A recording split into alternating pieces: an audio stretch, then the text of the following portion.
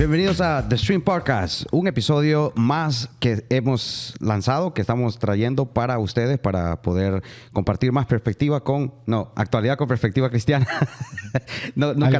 Algún día vamos a salir, sí. Bienvenidos a todos a este nuevo episodio, un episodio más. Y tenemos aquí al Pastor Marcos de regreso con nosotros en esta semana. Le damos la bienvenida de nuevo al Pastor Marcos Antonio Soriano desde Chalatenango, El Salvador.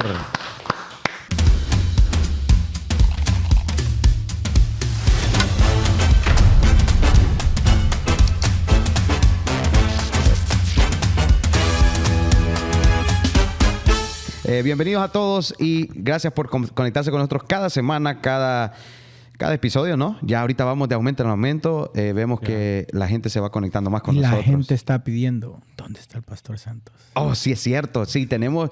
quiero que sepan que estamos hablando con el Pastor Santos porque él también tiene su schedule, ¿no? Y cuesta agarrarlo a él. A él cuesta ponerle un schedule porque él es un hombre un hombre con muchos planes, pero sin schedule. Sí. Pero el Pastor Santos va a estar con nosotros pronto. Le damos a ver. Tenemos algunas otras cosas más ahí que estamos preparando. Tenemos otras personas que van a venir con nosotros y I'm excited porque se vienen muchas cosas buenas para acá, para el podcast. ¿Cómo se siente, Roger? ¿Cómo están ustedes? Estamos bien. Sí, Minor, welcome back. Bien. Emocionado, sí, feliz de tener aquí a la Feliz hermano. de estar contento. Feliz de estar contento, sí. Pastor Marcos, ¿cómo está? Gracias a Dios, bien. Sí, ya ha estado con nosotros el Pastor Marcos un par de días. Yeah. Y a lo que sale este episodio, probablemente usted ya está en El Salvador de nuevo. Sí. Pero nos alegra mucho que está acá con nosotros. Muchas gracias por la invitación. Le damos gracias a Dios y a usted por invitarnos acá y estar por compartir la palabra de Dios siempre. Bueno, y les mandamos saludos a todos los de Chalate, los que están viendo la Iglesia Central, a todas las iglesias que se conectan. Sí, en Honduras. En Honduras también, sí. Más de 100 seguidores, como 150 seguidores. Bueno, en ese viaje misionero estuvo muy bueno porque subimos como más de 200 suscriptores y yo creo que ahorita hay ¿cómo se dice? Un momento, como hay un buen impulso que se va dando y vemos que vamos creciendo, que vamos hacia arriba, ¿no? Y eso me alegra mucho. También quiero decirles a todos los que están viendo en este episodio, no sé qué fecha es, pero también nosotros, sí, no sé, pero quiero decirles que en las próximas semanas nosotros vamos a estar ahí anunciando porque hay varias actividades que vamos a hacer. Yo creo que va a haber un tiempo bastante especial con el Pastor Santos, nunca se para, ¿no? Va a estar ocupado aquí también. Va a estar lleno, sí, vamos a estar llenos bastante las próximas semanas, bastantes actividades. Tenemos la Fiesta de las Naciones que viene, creo que es el evento más grande que viene para que se vayan preparando. Si usted nunca ha estado en una de las Fiestas de las Naciones, las Fiestas de las Naciones en el Arroyo son una fiesta. Son un reventón. De naciones. De naciones. Sí. Bueno, al Pastor Marcos, ¿usted ha estado en la Fiesta de las Naciones antes con nosotros o no? Sí, he estado. Ah, bueno, ya usted ya sabe de qué se trata, ¿no? Sí. Hay que traer el IFELET para que ayude Sí, el IFELET. Sí, le mandamos saludos al IFELET. Pastor Marcos, ¿quiere mandarle saludos a alguien antes que iniciemos aquí? Cómo no, un saludo primeramente a la Iglesia Central, a todos los hermanos y también a mi familia, a mi esposa, a mis hijos que están allá en Chalatenango, El Salvador, y también a mi hijo que está aquí. A Tito. Y a su esposa. Sí. Muy bien, allá comparten este episodio, ¿ok? Lo estamos haciendo tiempo extra porque queremos llevarles a ustedes actualidad con perspectiva cristiana. Vean, me lo tengo que aprender, digo, porque ahí la gente se lo está aprendiendo antes que yo. Sí. Pero bueno, quería hacer este episodio, hacer algo un poco diferente. El Pastor Marcos tiene mucho conocimiento, un hombre de bastante experiencia. Usted es un profesor, ¿no? Por profesión. Es un profesor, pero también es autodidacta. A usted le encanta aprender, ¿no? Es una persona que tiene muchos libros, no solamente libros de conocimiento secular, sino también de conocimiento espiritual. Y quería aprovechar esa oportunidad, el banco de conocimiento que usted tiene para que lo podamos compartir. Yo he aprendido mucho, soy una de las personas que a mí me encanta aprender. Yo soy de esos que que cualquier oportunidad, a mí me gusta leer mucho, me gusta ver videos, me gusta tratar de llenarme, soy de eso, ¿no? A mí me gusta llenarme de información, no sé, me deleito tanto en eso. Entonces, cuando me siento a hablar con el pastor Marcos, aprendo muchísimo, Gracias. Y es que lo que es maestro, lo que él tiene, entonces eso ayuda mucho la forma de cómo él te explica las cosas. Cuando hemos hablado, o sea, lo entendí con claridad. Sí, y sentís como que ay, sí me está explicando bonito, o sea, no me lo están diciendo como que aprendételo y punto. Se siente minor como en la escuela dominical. Sí. Que yo nunca fui, entonces es lo más cercano. Y para los que van a ver que vamos a hablar más de todo lo que él nos va a explicar, también hablamos de él en el episodio anterior, más de su vida personal. Si lo quieren conocer un poquito más, también vean el otro capítulo y sigan. El otro capítulo en esta serie. Sí, es una serie con él. Sigan viendo. Bueno, vamos a iniciar, ¿no? Porque hay un par de cositas que yo quisiera hablar. Pastor Marco, usted es bastante conocedor de la historia de la iglesia, ¿no? De la iglesia en general, no solamente nuestra iglesia, ¿no? En el episodio anterior hablamos un poco de los orígenes de la misión bautista, pero yo quisiera saber, la iglesia empieza ¿verdad? Para los estudiantes que nos están viendo, la iglesia inicia con Cristo, ¿no? Con los apóstoles. Ahí empieza la iglesia de Cristo, ¿no? Uh-huh. Empieza después de que Cristo se va para el cielo. Dice el día de Pentecostés, el Espíritu Santo vino sobre ellos y se derramó y hubo una manifestación espiritual, y de ese momento en adelante se empezó a llevar la palabra por todas partes, ¿no? Uh-huh. La primera persona que predicó así en forma masiva fue el apóstol Pedro. Sí. ¿Cuántos fueron los que se aceptaron a Cristo en la primera predicación? 3,000. 3,000, ¿no? Y después hubo otra. 5,000. 5,000. O sea, estamos hablando que en los primeros días de la iglesia, 8,000 personas. 8,000. De un solo golpe. ¿Y cuánto? Yo no sé, ustedes me pueden decir porque no estoy tan seguro, pero dice que el día de Pentecostés habían 120 reunidos, ¿no? Uh-huh. Sí. ¿Pero eran esos todos los cristianos que habían, o es que en esa ocasión habían 120? Habían más. ¿Sí? Más. Los 120 fueron como los que el Espíritu Santo los llenó, ¿verdad? Uh-huh. De su presencia, y comenzaron a hablar en otras lenguas. Y será que, ¿verdad? Aquí yo aquí estoy como tratando de imaginarme un poco, ¿no? Pero será que en ese momento, cuando el Espíritu Santo viene sobre los 120, pues sabemos que Pedro, Dios lo usó para que las almas, pero yo supongo que esos otros, el resto de los 119, también me imagino que fueron a ganar almas, fueron a otras partes, fueron ¿no? Claves de otra tienen forma. Tienen que haber ellos también desarrollado ministerialmente. Expandieron a diferentes territorios. Correcto. Bueno, así es. Hasta verdad que la Biblia no especifica qué fue lo que ellos hicieron, ¿no? Solo dice que Pedro fue el que predicó. Sí. Pero yo me imagino así como la hermana Francisca, que se vaya a evangelizar a los hermanos cuando están sentaditos allá, o veo que hermanos de la iglesia que se acercan y hablan con la gente. Yo me imagino algo así. La Biblia no especifica, y yo usando mi imaginación, pero yo siento que cada uno tiene una función distinta, ¿no? Y según tu personalidad, Dios te usa y todo. Entonces yo me imagino que aunque Pedro estaba predicando ahí, me imagino a los demás así. ¿En qué año estamos hablando, más o menos, Pastor Marcos? Bueno, primeramente fue el año 1, ¿verdad? Primeramente decir que la iglesia nació en el corazón de Dios, ¿verdad? Ahí nace la iglesia del Señor, y Jesucristo tenía que asignar a alguien como el que iba a comenzar con ese gran avivamiento de la iglesia. Y le dijo a Pedro, él seleccionó a Pedro y le dijo: Pedro, sobre esta roca edificaré mi iglesia. Y vale la pena mencionar que él no fundó ninguna religión, ¿verdad? Sino que ninguna denominación, sino que él fundó la iglesia. O sea que en ese momento, pastor, Pedro... En ese momento ellos no estaban pensando van a haber diferentes denominaciones o va a haber diferentes... ellos eran una sola, o sea, eran la iglesia de Cristo, ¿no? Esa era la iglesia de Cristo. Pero la iglesia tradicional católica, ellos dicen que Pedro es su primer papa, ¿no? Primer papa. Sí. O sea, ¿tienen ellos una base que digamos que es cierto que él fue, o es que ellos, o sea, de algún momento salió esa idea, no sé? Sí, ellos toman como base lo que Jesús le dijo a Pedro: sobre esta roca edificaré mi iglesia, refiriéndose a Pedro, pero realmente la roca es Cristo, porque Pedro es una piedra pequeña pero Cristo es la roca donde está fundada la iglesia del Señor. Ok, entonces, ¿por qué? Entonces, bueno, hablando del papado, ¿no? Entonces, ¿por qué los papas dicen que su origen está en Pedro? O sea, ¿ha habido una línea sin cortar después de Pedro?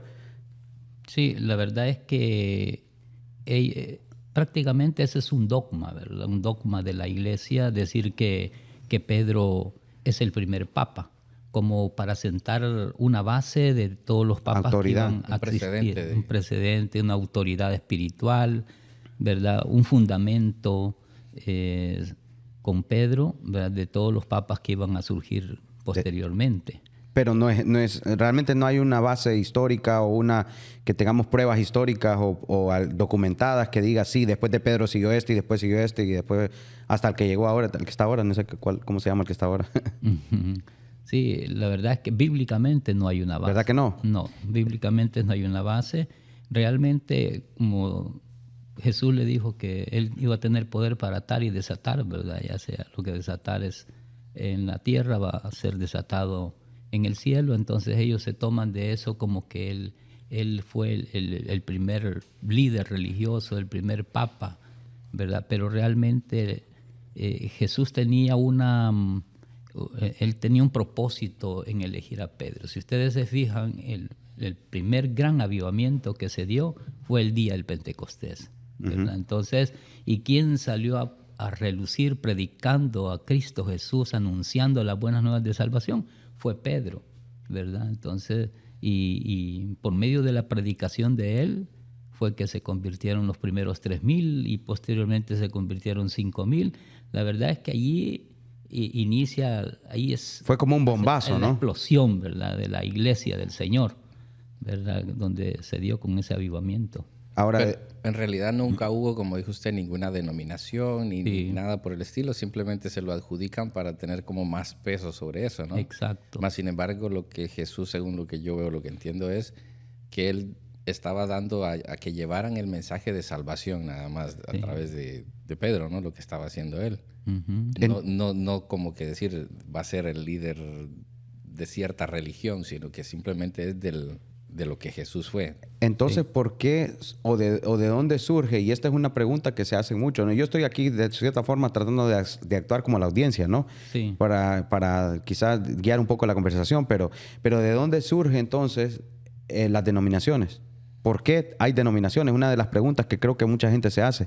Si somos cristianos y somos todos de Cristo, somos la iglesia de Cristo, ¿por qué hay tanta denominación?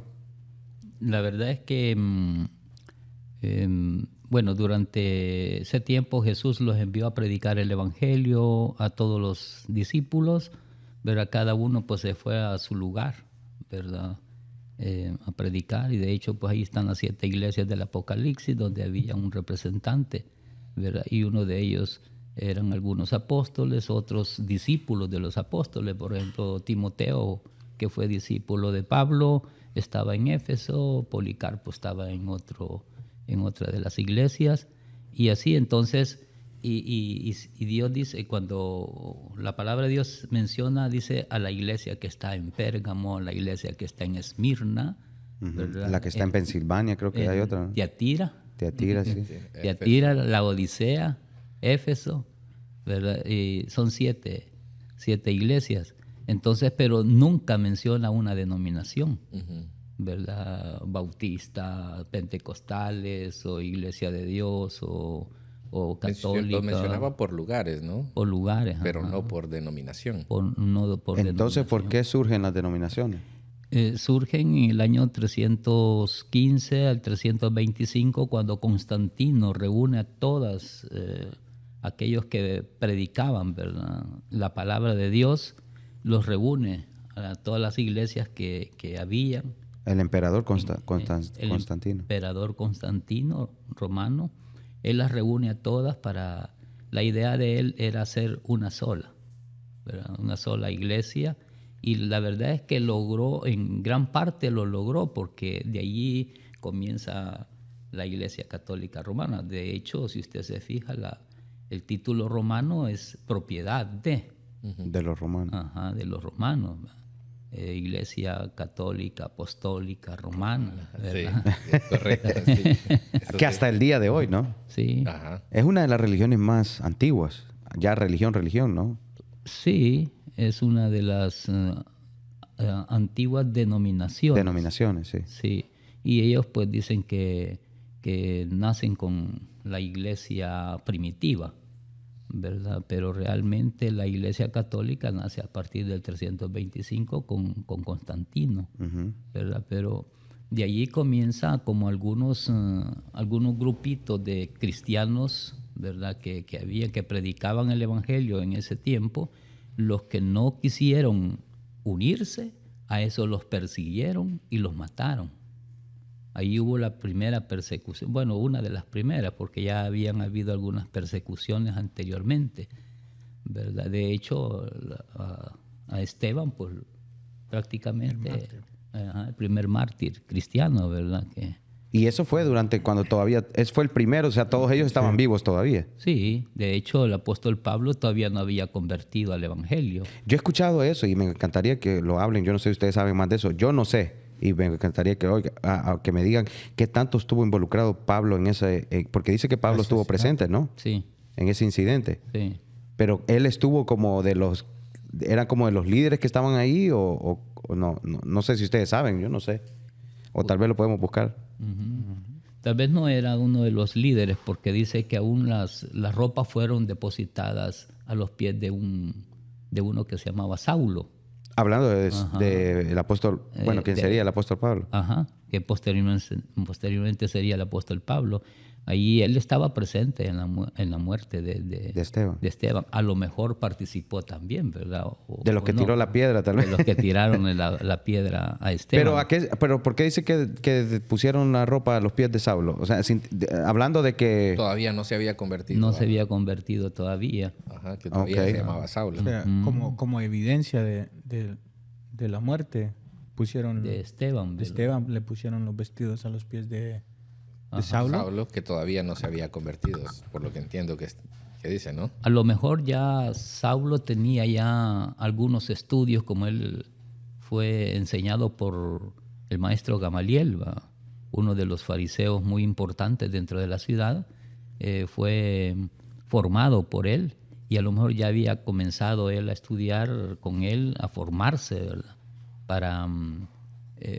al final para perseguir la iglesia también, porque él creía que las persecuciones que le hacían los cristianos los capturaba y los llevaba a los concilios y ahí decidían matarlo. Él pensaba que le rendía un servicio a Dios, como muchos, ¿verdad? Que creen que lo que están haciendo está correcto, ¿verdad? Y creía que le servía a Dios. Por eso es que cuando él iba para Damasco a capturar a otros cristianos, ahí se le aparece Jesús y le dice, Saulo, Saulo, ¿por qué me persigues? ¿Verdad? O sea, fue el mismo Jesús el que se le apareció a Pablo. El mismo Jesús, correcto. Ok, pero yo cambiando de tema, que tengo una curiosidad. Porque surgen las denominaciones, ¿verdad? Pero ¿dónde surge la denominación bautista específicamente? Porque he escuchado bautista independiente, anabautista, bautista del sur. ¿Qué es lo que hoy estábamos hablando hoy de lo que clasifica como bautista, pero ¿por qué las diferencias y de dónde surge el bautista en sí? Muy bien, las denominaciones, la mayoría de denominaciones nacen después de la Reforma Protestante, con Martín Lutero. Digamos que esa fue la primera separación que hubo, ¿no? No, porque está también en la Reforma. Está también el Great Schism. El bizantino. Ajá, el bizantino. El ortodoxo. Ajá, esa fue la primera, ¿verdad? Los ortodoxos. Que se separaron de los católicos romanos. Exacto, ya habían habido otros que se habían separado del catolicismo. Martín Lutero no fue el primero que se separó, ¿verdad? Ya estaban otras iglesias, otras congregaciones que se separaron de ellos, ¿verdad? Pero y habían también algunos cristianos que comenzaron a anunciar o a denunciar lo que eran las indulgencias, ¿verdad? Que la Iglesia Católica se inventó, ¿verdad? Para recoger mucho dinero, ¿verdad? Porque en ese tiempo el Vaticano necesitaba dinero. Entonces se inventaron las indulgencias y las vendían las indulgencias. ¿Sabes? Bien interesante que eso, no sé ustedes, pero nosotros aquí estudiamos eso. Hay una clase, en la clase de historia general, siempre tocan ese tema de que parte de la razón que hubo la gran reforma fue eso de las indulgencias. Las indulgencias, sí. Es que la indulgencia era comprar el perdón de pecados. Literalmente, comprar con dinero. Comprar con dinero o con bienes la salvación, ¿verdad? La salvación. Entonces, les decían a las personas que, bueno, en Alemania había un alemán, era un fraile dominico. Un fraile dominico que era un experto. ¿Qué es eso? Eso llegaron a Centroamérica también, los frailes dominicos, ¿no? Sí. Por ejemplo, en el pueblo donde yo soy hay un museo dedicado a todo lo que son los frailes dominicos, que son los que vinieron de Europa a seguir, a poner todas como las creencias católicas en más... yo creo que no sé si has escuchado, son como friars, Dominican friars. Yo lo he escuchado en las... Esas no son freidoras. Yo estoy pensando... No, es que así les llamaban, los friars les llamaban... frailes, pero en inglés se llama friars. Llamaban a los... que eran como parte del... Yo me estoy imaginando el Mendel siguen viendo con un pedazo de queso ahí friéndolo. No, me acuerdo porque las historias de Canterbury, ahí es donde yo me acuerdo. No sé si en español se leen, Canterbury Tales. Yo no las leí. Yo lo leí en la clase de inglés. Yo no lo leí y allí hablaban de los friars. Yo leí Dante's Inferno. Hablaban de los friars, que en español se dice frailes. ¿Pero qué son? Porque yo nunca he escuchado eso. Bueno, sí, que siga, que lo interrumpa. Bueno, estamos hablando ya en el tiempo de Martín Lutero, pero sin embargo las indulgencias se dieron mucho antes. Por siglos, ¿no? Porque en el año 1300... estaba Juan Hos, se llamaba era un fraile también católico, Juan Hos, pero él comenzó a predicar de que la única autoridad que había era la Biblia, no era el Papa. Okay. Entonces, y que la Biblia era la única autoridad a la cual nosotros deberíamos de obedecer. Entonces a él lo tildaron de hereje. Porque las iglesias católicas promovían de que el Papa era la máxima autoridad, ¿no? Exacto. O el liderazgo católico. Exacto. Ellos, para el Papa era la máxima autoridad espiritual para ellos.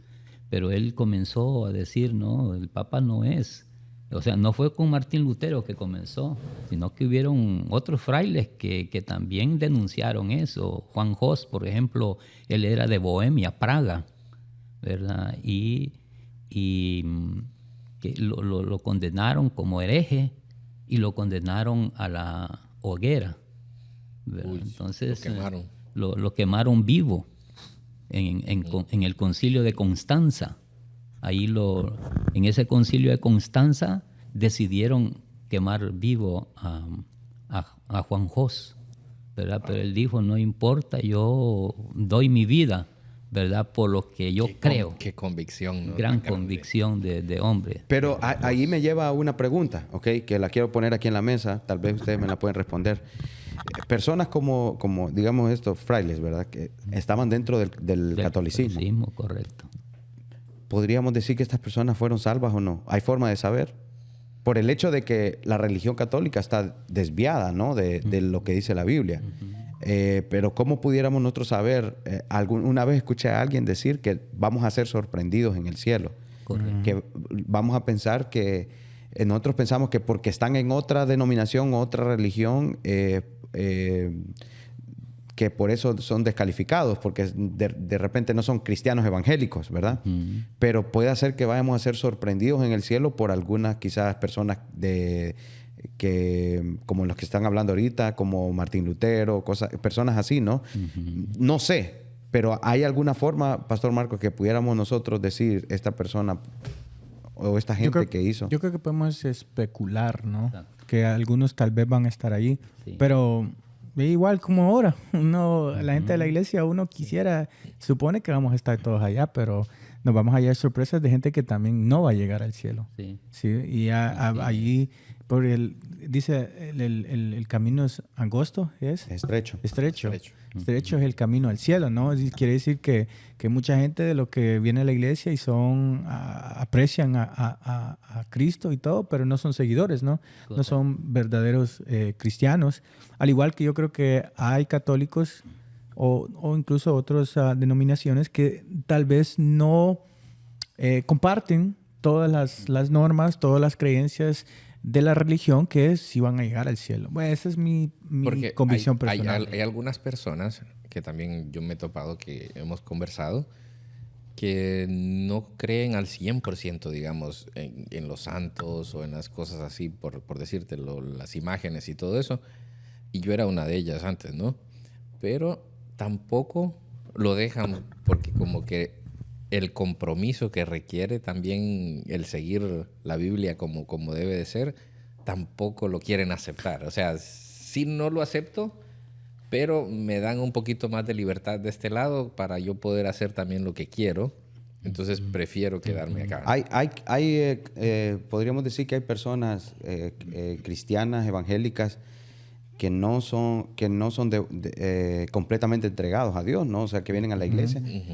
Pero pudiéramos decir lo mismo acerca de otras religiones o de otras, hablando específicamente de denominaciones, ¿no? Porque estamos hablando del cristianismo, ¿no? Pero también es como estaba diciendo él, ¿no? La salvación al final es por gracia, lo que está diciendo en la prédica, que no es porque no es las obras las que te van a llevar a que seas más salvo, o que estés en la iglesia y seas el que más hagas.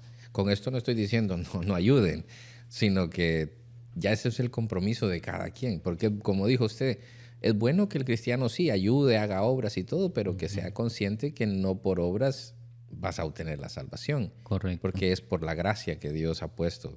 Es simplemente por gracia, ¿no? Así es. Y contestando la pregunta del pastor Eric, es bien difícil decir uno sí es salvo, ¿verdad? Porque como es una relación entre el hombre y Dios, solamente ellos dos saben, ¿verdad?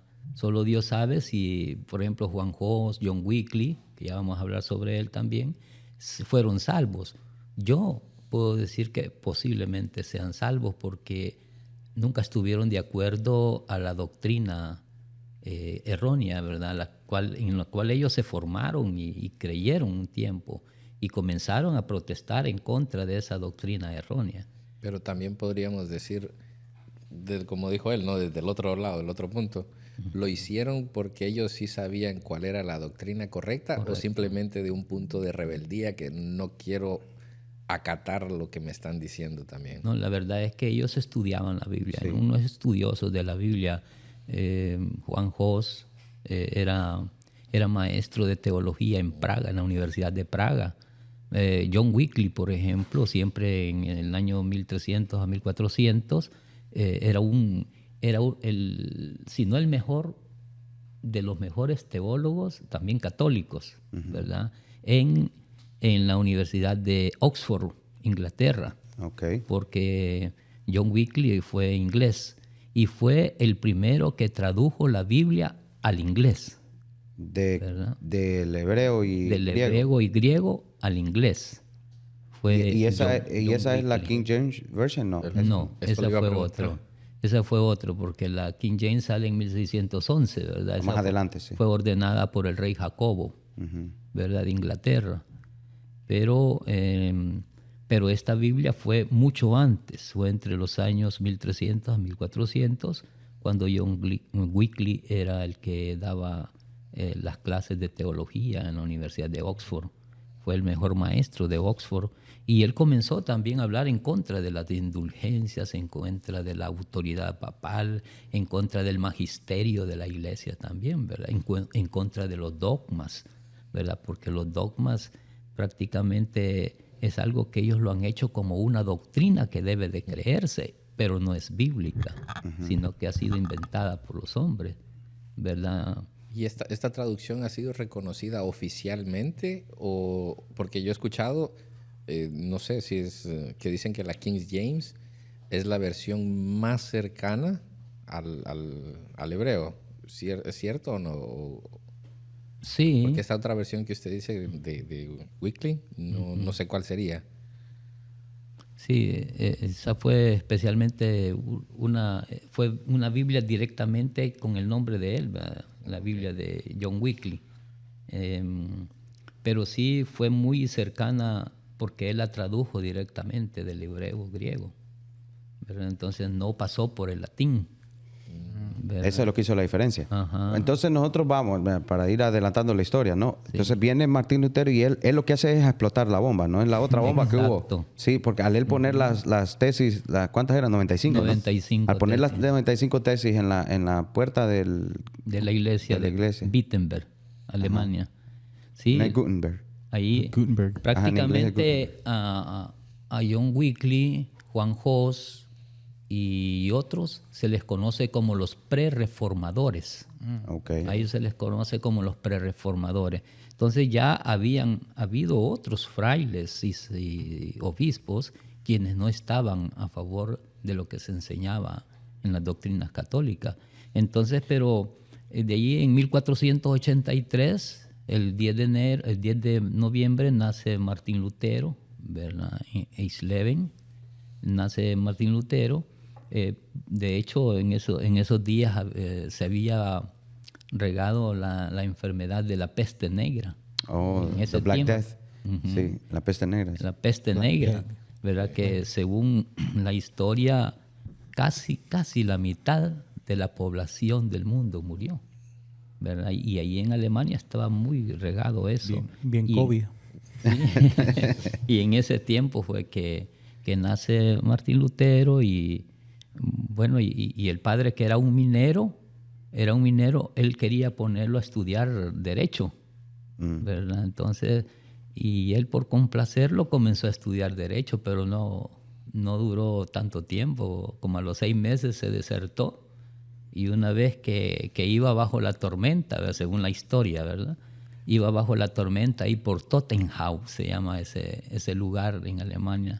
Iba él cuando cayeron fuertes truenos, ¿verdad? En esa tormenta, y le cayó uno cerca a él y dijo, él le pidió a Santa Ana, ¿verdad? Que era la patrona de los mineros en ese tiempo. Ajá. Le pidió y le dijo, si tú me salvas de esta tormenta, de la muerte, yo me hago sacerdote o fraile. Uh-huh. Entonces, de hecho, se salvó, pero nomás terminó de esa tormenta y a los días, como a la semana, decidió él abandonar sus estudios de derecho y se presentó a una de las órdenes más estrictas de la época, que eran los agustinos, la orden agustina. Okay. Uh-huh. Ahí ellos hacían un voto que le llamaban el voto de pobreza.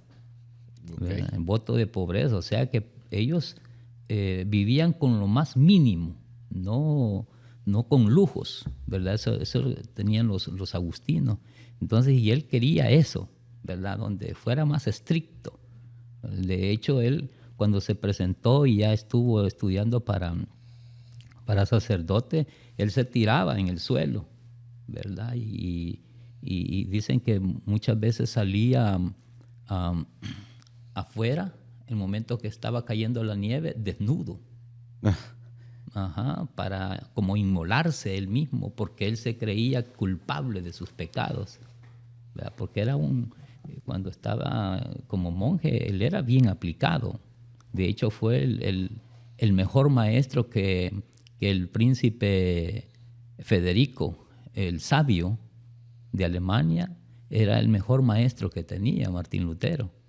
Por eso es que el Federico el sabio lo protegía a él, ¿verdad? Porque cuando a Martín Lutero lo acusaron después de que él fue a Roma, porque Martín fue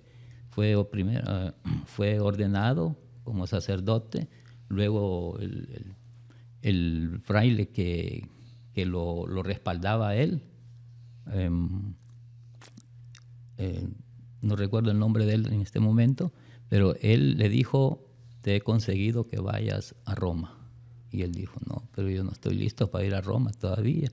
Sí, pero vas a ir, ¿verdad? Entonces se fue a Roma. Y allá en Roma, cuando él llegó, para él llevaba muchas expectativas, Pero el llegar a Roma le dio una decepción tan grande. Se dio cuenta de todo, la corrupción, todo lo que había. Se dio cuenta de corrupciones, ¿verdad? Cómo vivían el Papa ahí en ese lugar y los clérigos, ¿verdad? Y él estando en eso del voto de pobreza y los otros... Sí. Que dicen que el poder absoluto corrompe absolutamente. No, that's a good one. Está bueno. Y fue entonces allá y venía decepcionado de Roma. ¿Verdad? Entonces, y ahí fue que él empezó a trabajar es que sabe que el beneficio que tenían estas personas también es de que la mayoría de la población no tenía acceso a la Biblia. O sea, ellos solo iban a la iglesia y escuchaban lo que les leía y se lo leían en latín. Para más. Entonces ellos no tenían acceso. Entonces, estos estudiosos, ellos sí tenían acceso. Y el tener el acceso a la Biblia, es que la Biblia lo cambia a uno. O sea, esa es la cosa. Yo me he dado cuenta que entre más yo me meto a estudiar la palabra, preparando las prédicas, haciendo proyectos de todo lo que viene para la iglesia, entre más yo me voy metiendo en la palabra, siento que la palabra me va transformando a mí. Y es como que sí lo hago para enseñar a otros, pero al mismo tiempo el Señor me está beneficiando a mí con eso. Sí. Entonces yo ahora puedo entender de que estos hombres, ellos se metían a estudiar la palabra y en el proceso quizás el Espíritu Santo iba trabajando en ellos, Dios iba trabajando en ellos, estaba haciendo una mente transformada y a ellos se ponían a pensar, pero lo que dice la Biblia no es lo que se está practicando en la religión y me imagino que eso como que una revolución que había dentro de ellos, ¿no? A querer presentar la palabra o presentar el evangelio de la forma como estaba escrita literalmente la palabra. Y aparte que, perdón, siento yo que ellos se dedicaban su vida a eso y a veces nosotros nos cuesta hacer un devocional, seamos sinceros. Sí. Pero estos son hombres que daban su vida, como dice el pastor, se dedicaban completamente a esto. Y creo que la seriedad, pero la reverencia con la cual, porque para ellos no solo era como un pasatiempo, era una profesión, ¿no? Le tenían una disciplina a la hora de estudiar la palabra, que por eso es que yo a veces leo los comentarios bíblicos de algunos de estos teólogos o estudiantes de la Biblia y todo, como Matthew Henry. ¿Has visto la concordancia o qué es el comentario bíblico de Matthew Henry? Sí. Y es extenso, o sea, él está como que por cada hoja de la Biblia hay como 5 que escribió él, comentarios. Entonces, son hombres que dedicaron su vida entera a eso y yo creo que eso también el Señor respaldó el esfuerzo de ellos. Así es. Y él va explicando versículo por versículo. ¿Quién? Matthew Henry, sí. A mí me encanta eso. Sí. A mí me encanta estudiar de esa forma, ir versículo por versículo. Creo que para mí es la forma más satisfactoria de estudiar la palabra. Así es. Entonces, hemos contado un poco sobre la vida de Martín Lutero porque usted decía la pregunta ¿por qué y de dónde sale tanta denominación? ¿Verdad? De hecho, ya habían algunas denominaciones como las que dijimos que se dividieron de la Iglesia Católica antes de 1500, ¿verdad? Pero allí con Martín Lutero es que ya cuando él se da cuenta de muchas cosas, ¿verdad?, que está sucediendo en la Iglesia Católica, entonces él comienza a leer más la Biblia y aún hasta para unos sacerdotes era prohibido leer la Biblia. Para algunos sacerdotes no tenían acceso a la Biblia. Eso no sabía. Entonces, y Martín Lutero, como pudo, él consiguió una Biblia y comenzó a estudiarla. Y el versículo que según la historia a él lo movió a hacer esto fue Romanos capítulo 1, versículo 17. Vamos a buscarlo. Leámoslo. Ese fue el versículo que a él dijo... Le cambió todo. Le cambió todo. El justo por la fe vivirá. Porque en el Evangelio la justicia de Dios se revela por fe y para fe, como está escrito, mas el justo por la fe vivirá. Esto fue lo que causó una revolución dentro de él. Eso cambió una revolución, ¿verdad? Dentro de él. Podríamos decir ahí, Pastor Marco, que este fue como como que Dios, un rema de parte de Dios, ¿no? Como que algo que causó él en que tenía que accionar. Así ¿cierto? Es. Así es. Entonces él, en medio de las indulgencias y todo eso, ¿no? Pero mira lo que dice el siguiente versículo. Porque dice el 17, ¿verdad? El 18 dice, porque la ira de Dios se revela desde el cielo contra toda impiedad e injusticia de los hombres que detiene con injusticia la verdad. Amén. Y él estaba viendo injusticias. Estaba viendo injusticia y a través de esa injusticia ellos retenían la verdad. Por eso ellos decían, nadie debe leer la Biblia. Pero la Biblia dice de que la Biblia no es de interpretación privada. Pero el catolicismo decía, no, solo el magisterio de la iglesia está autorizado para darle la interpretación a la Biblia, ¿verdad? No, por eso ellos no permitían, era prohibido tener una Biblia, porque ellos decían de que nadie más podía leer e interpretar la Biblia más que solo el magisterio de la iglesia. Sin embargo, pues ya con Martín Lutero, él se da cuenta de todo esto, del cobro de las indulgencias, que le quitaban el dinero a la pobre gente, a los más pobres, y también los bienes, ¿verdad? Porque ellos decían, bueno, yo quiero comprar las indulgencias para un familiar. De hecho, había, como lo que decía, había un fraile dominico que se llamaba Johann Texel. Johann Texel era uno de los mejores negociantes que tenía el Vaticano con respecto a las indulgencias. Era un vendedor. Era un vendedor, correcto. Un vendedor buenísimo para el Vaticano, ¿verdad? Esas indulgencias me suenan como los terrenos en el cielo que estaban. ¿Usted vio eso? Que ahí en Facebook yo lo vi eso. Que hay gente que estaba vendiendo terrenos en el cielo. Y que aparte su terrenito para encontrar su morada cuando llegue allá. No, pero de verdad que eso es lo que hacían en ese entonces. Exacto. Sí, entonces, eso es lo que desde ya ratos estaba yo. Minor, vos fuera buen vendedor, Minor. Por eso se ríe. Porque... que yo les vendo hasta piscina. Piscina en el cielo. Ese fraile, fíjese que... Aparte sus pedacitos en el mar de cristales. Ahí en una esquinita. Con playa y todo. Sí. No, es que va a ser ahí privado todo. Sí, la verdad es que sí. Y él veía cómo la gente engañada iba a vender sus terrenitos para pagar la indulgencia. Porque ese Johann Texel... lo que hacía para que le creyeran, ¿verdad? Que sí había un purgatorio donde los familiares muertos estaban pagando por sus pecados, él encendía fuego y cuando encendía el fuego, él metía la mano y se le quemaba y se le achicharraba la mano y decía a él, ustedes quieren que esto pase con su familia, con su mamá, con su papá y la mano toda quemada, porque hasta eso se arriesgaba él también, a quemarse él, para poder convencer, porque tenía mucha persuasión. Esa también era convicción, sí, ¿verdad? Sí. Pero me imagino que le daban una buena comisión a él también. Pues sí, claro. A él le quedaba una buena parte. Esa mano estaba asegurada. Sí, estaba asegurada. Entonces, y él les decía, ¿quieren que a su mamá o su papá que están en el purgatorio le esté pasando esto? No, decía la gente. Entonces, decían a vender sus cositas y a vender, a comprar esa indulgencia. Les daban... Y ya con eso les decían que tenían aire acondicionado allá abajo. Sí, ya habían comprado su salvación. Con eso ya podían sacar a su familia. Desde el momento, decía Johann Texel, desde el momento en que el dinero cae en el cofre, desde ese momentito el alma sale del purgatorio. Está bien. Bien de películas. Sí, no, y hay películas. Les invito a ver la película de Martín Lutero. O sea, ¿como un documental o una película? Hay un documental y hay una película. ¿Cómo se llaman? Martín Lutero. Martín Lutero. Ok, tal vez Tito la puede buscar ahí para que la veamos. Pero y a mí me acuerdo también, hay una película, ficción, ¿verdad? Pero hay una película que se llama El libro de Elí. No sé si usted lo ha visto. El Book of Eli se llama en inglés. Es una película buenísima, a mí me encantó. Es una película ficción, ¿no? Pero lo que me gusta de esta película, no voy a dar muchos detalles, ¿verdad? Para que la vayan a ver porque me encantó, es buenísimo. ¿Ok?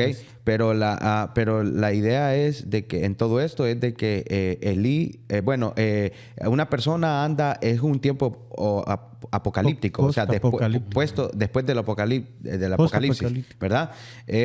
Hubo una, no se dice específicamente, creo que hubo una guerra nuclear y hubo destrucción total y después de eso quedó poca gente viviendo en la tierra, ¿no?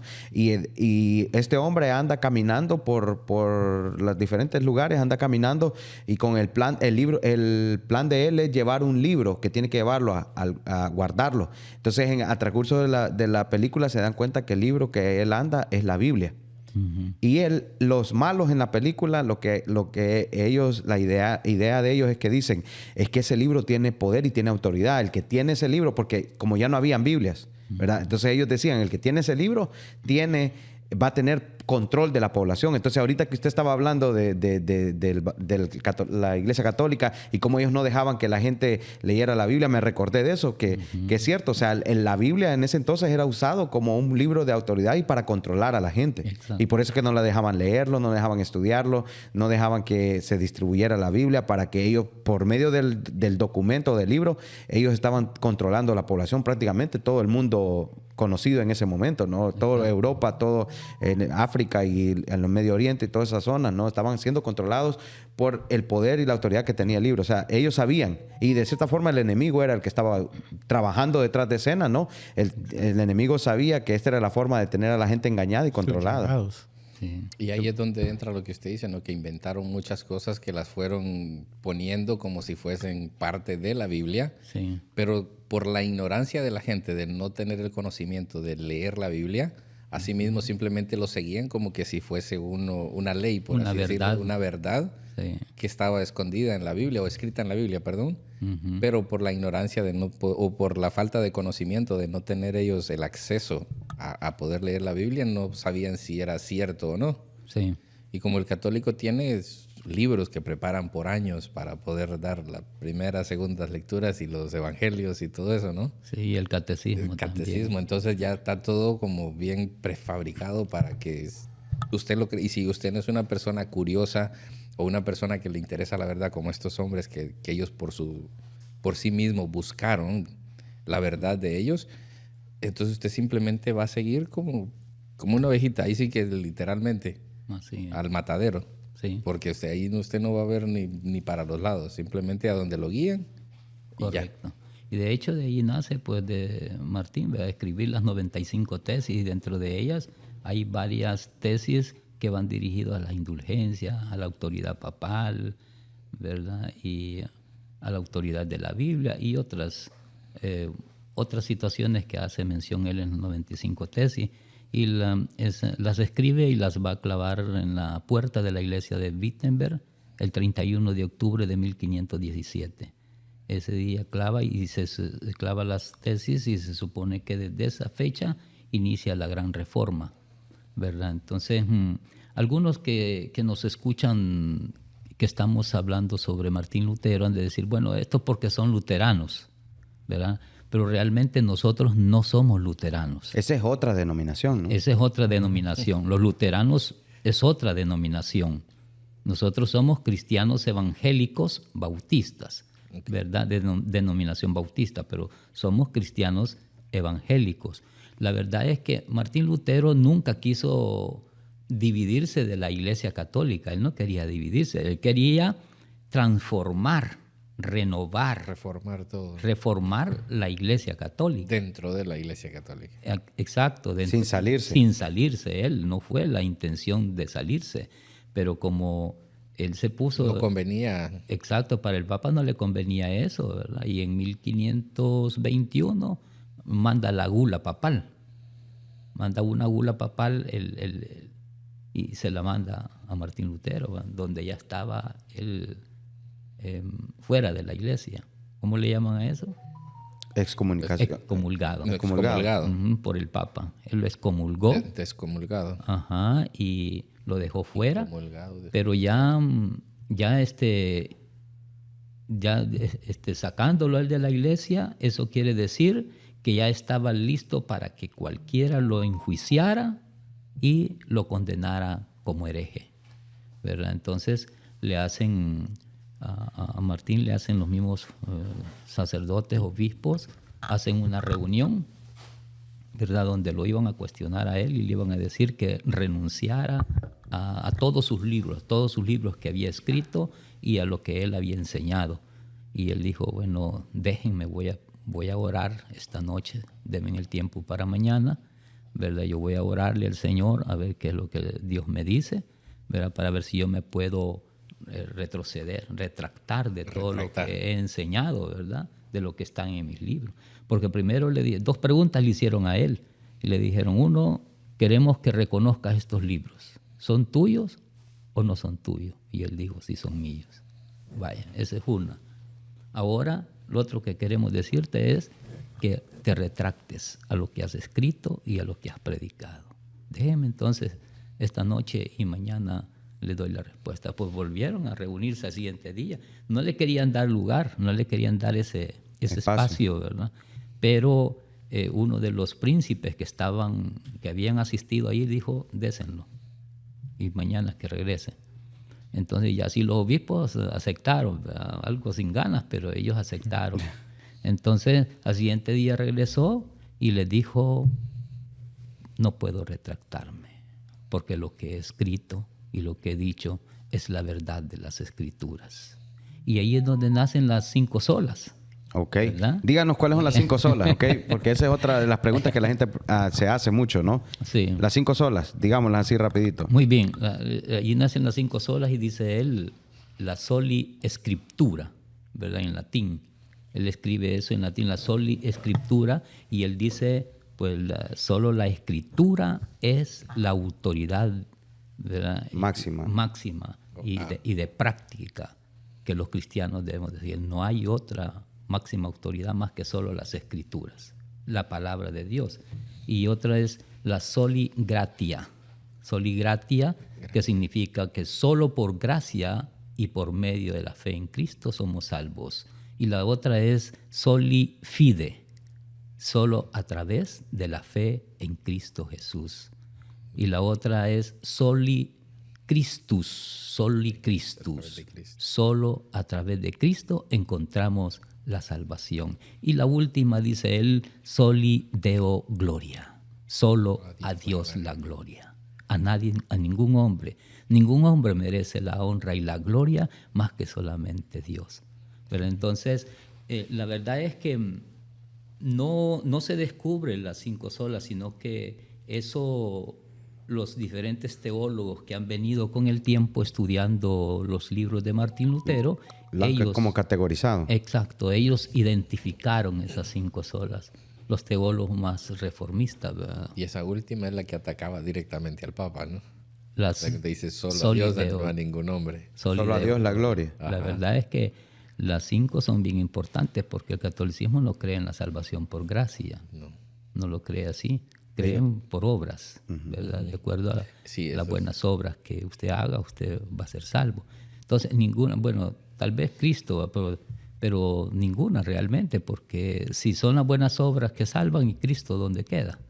¿Verdad? Pero no solo Cristo, solo las Escrituras, ¿verdad? Entonces, eso para nosotros, los cristianos evangélicos, aunque algunos no lo acepten, pero realmente son los 5 principios que se fundamentan nuestra fe. ¿Sí? Analice usted las 5 solas. La Escritura. Solo Escritura. La fe. Solo la gracia, ¿no? Solo gracia. Sola fide. Por fe. La fe. Solo Christus. Cristo. Y soli Deo gloria. Y solo a Dios. Es el fundamento de la fe del cristiano. Así es. Sí. Ese es el fundamento, esos 5. Y ahí no, ¿cómo se va a poner usted en contra de solo Cristo? En contra de solo la fe en Cristo, o solo en contra de ninguna de esas. Está fuera de nuestros principios cristianos. O sea que eso me lleva, ¿verdad? Aquí me lleva a que todo lo que esté fuera de esto, ¿verdad? De estas 5 solas, ¿verdad? Entonces ya no es cristianismo. Si alguien, digamos, quita, por ejemplo, que soli Cristo, ¿verdad? Sí. Por ejemplo, los mormones, que ellos dicen que Cristo era un profeta, ¿verdad? Que Jesús era un profeta, no es el hijo no es Dios, ¿verdad? O los musulmanes que también dicen que Jesús era un profeta, ¿no? Sí. Entonces ya dejan de ser cristianos si quebrantan una de estas fundamentos. Ya es una secta. Ya es una secta, ¿no? Ya es una secta, sí. Sí, que eso ya es diferente a una denominación. Así es. Porque las denominaciones difieren en algunas cosas, pero estas 5 cosas se mantienen intactas, ¿no? Siempre. Sí, siempre. Lo que argumentamos dentro de las denominaciones son cuestiones secundarias, ¿no? Pero los principios, estos 5 principios fundamentales siguen siendo constantes. La base de... Así es. Lo que quería decir también es que Martín Lutero, aparte de que no se quería salir del catolicismo porque quería continuar allí y solo quería reformar la Iglesia Católica, él seguía teniendo algunas doctrinas católicas y aún la mantienen los que son luteranos. Una, el bautismo de niños. Okay. Sí, el bautismo de niños lo mantienen los luteranos y Martín Lutero estaba de acuerdo en el bautismo de niños. Otra doctrina que Martín Lutero, y que por eso tuvo muchas críticas de otros post-reformadores, es que él, aparte del bautismo de niños, también él creía en la sustanciación, ¿verdad? Donde el cuerpo y la sangre de Cristo era exactamente lo que es. Que el pan y el vino era la sangre. Que el pan era el cuerpo y que el vino es la sangre de Cristo. O sea, que literalmente Correcto. Cuando comemos el pan tomamos el vino, copa de vino. La copa, estamos literalmente comiendo la carne de la persona, del hombre, de Jesucristo, y estamos tomando la sangre del hombre que fue Cristo. Porque eso es algo que sí se hace domingo a domingo en cada misa. Sí. Comer la hostia y el vino. Ellos creen que la hostia es el cuerpo cuerpo de Cristo. ¿En su boca o qué? ¿O cuando la agarran, cómo se convierte? Sí. Se convierte en el cuerpo de Cristo. Y el vino de la copa es la sangre de Cristo. La sangre de Cristo. Y todos toman de la misma copa. Dejan toda la saliva compartiendo. No, lo que pasa es que van y hay algunos, creo que dependiendo del nivel de catequistas o no sé cómo es, pueden recibir la hostia en la mano o si no, solamente directamente en la boca. Entonces, no sé, nunca pude entender eso yo, la verdad. Y después está la copita del vino que está y te la dan, te te tomas un traguito y después viene un pañuelito y lo limpia y le da una vueltecita y así todo. Para que todos tomen. De hecho, por eso tuvo algunas discusiones con un teólogo reformador también de Suiza que se llamaba Ulrico Zwinglio.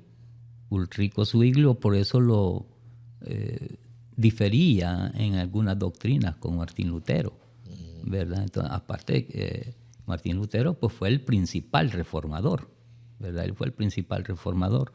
Entonces, pero después hubieron otros reformadores como Ulrico Zwinglio y Juan Calvino, ¿verdad? Que ellos no estaban a favor de la transustanciación ni tampoco a favor del bautismo infantil, ¿verdad? Entonces, ellos de hecho... Y de ahí surgen otras denominaciones. De ahí surgieron las denominaciones. Bueno, está Juan Calvino, ¿verdad? Que escribe su obra magna, que es... se llama Institución de la Religión Cristiana, una obra muy buenísima, donde hace mucho énfasis en la justificación por la fe, ¿verdad?